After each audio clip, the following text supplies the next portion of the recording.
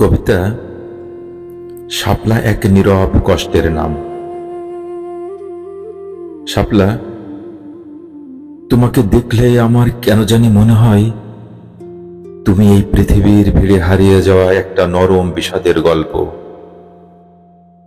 তোমার হাসিটা সুন্দর, কিন্তু সেই হাসির আড়ালে লুকিয়ে আছে এক সমুদ্র না বলা কান্না।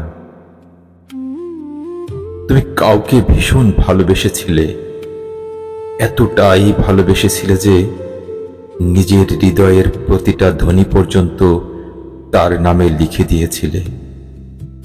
হয়তো ভেবেছিলে মানুষটা কোনো দিন বদলাবে না, কোনো দিন দূরে চলে যাবে না। কিন্তু কিছু মানুষ থাকে যারা স্মৃতি হয়ে যাওয়ার আগ পর্যন্ত ভালোবাসার মূল্য বোঝে না। এখন আর তোমাদের কোনো যোগাযোগ নেই, না কোনো খবর, না কোনো অপেক্ষার শব্দ। তবুও তোমার মনটা এখনো প্রতিদিন তার ফিরে আসার অসম্ভব আশায় নিঃশব্দে দরজা খুলে রাখে। রাতের নীরবতায় হয়তো তুমি এখনো পুরনো কথাগুলো মনে করো, হয়তো ফোনের গ্যালারিতে লুকিয়ে রাখা কিছু ছবি দেখে চুপচাপ কেঁদে ফেলো। কারণ কিছু স্মৃতি আছে যেগুলো মানুষ ভুলতে চাইলেও হৃদয় ভুলতে দেয় না। শাপলা, তুমি তো সেই ফুল যে কাদামাটির মাঝেও সুন্দর করে ফুটতে জানে। তবু কেন আজ তোমার হৃদয় এত ক্লান্ত?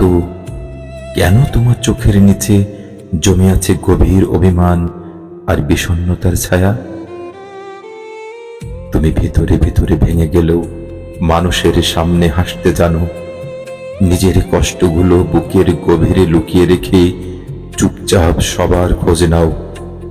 আর এই কারণেই হয়তো তোমাকে অন্য সবার চেয়ে আলাদা লাগে।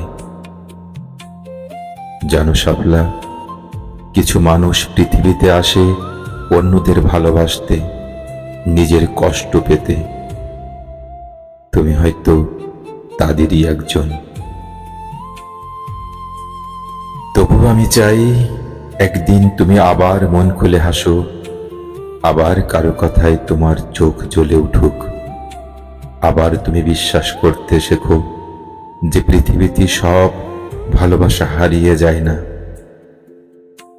আর যদি কোনো দিন তোমার খুব বেশি কষ্ট হয়, যদি মনে হয় পুরো পৃথিবী তোমাকে ভুলে গেছে, তবে শুধু এটুকু মনে রেখো, কেউ একজন নীরবে তোমার সমস্ত না বলা কান্নাগুলো অনুভব করে, আর তোমার হাসিটা ফিরে পাওয়ার জন্য প্রতিদিন মন থেকে দোয়া করে যায়।